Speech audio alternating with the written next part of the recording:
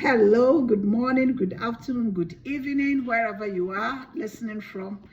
I want to share something with you. I read something in a devotional book and it's very encouraging, and I want to share with you. The text is taken from 2 Corinthians 4:17. 2 Corinthians 4:17 says, "This slight momentarily affliction is preparing us for an eternal weight of glory beyond all measure."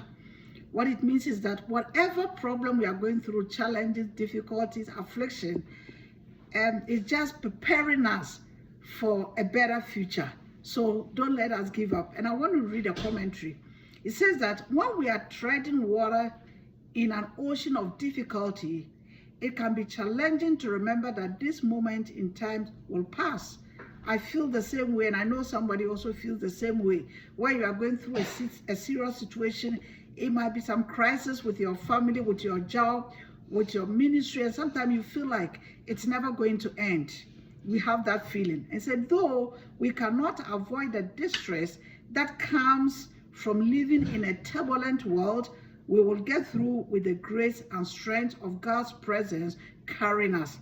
So whatever situation we go through that is so difficult, pressing us, with our own strength, we will not be able to handle.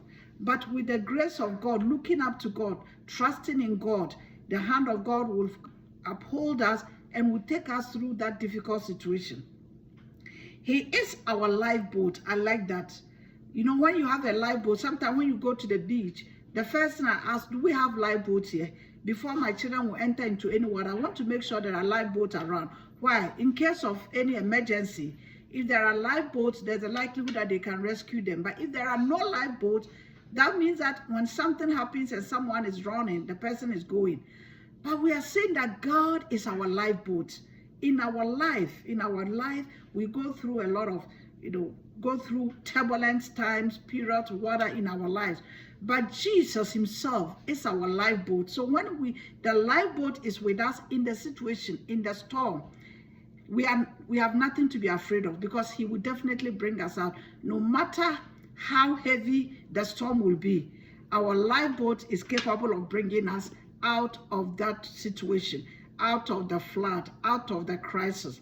The wind in our sails, Jesus is the wind in our sails, and the most skilled captain imaginable.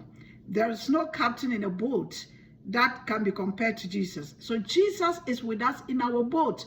I don't know what boat you find yourself in right now.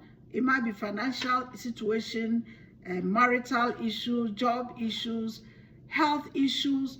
But one thing we have to know, or this writer is reminding us today, is the fact that God is with us in the boat.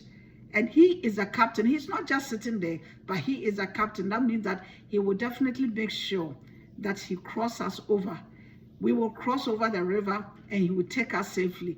It doesn't matter how we are seeing it and what is happening to us. For me, this is very encouraging and very assuring. And he says, whatever you are facing today, keep going. Hallelujah. Keep going, sister. Keep going, brother. Keep leaning on the everlasting hope of Jesus with you. Pray and ask for renewed hope. Ask for vision to catch a glimpse of the eternal weight of glory that is being prepared. There are far better things ahead than anything you leave behind. So the writer again is reminding us, like, in life we go through problems and sometimes we feel like it's all over. But when we want to think ahead and see what is ahead of us, even on earth here and even afterwards, what God has prepared for us.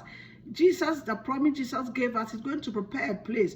I mean, we cannot even compare that glory in any way. We can't make any comparison between that glory and the pain and the suffering we are going through right now.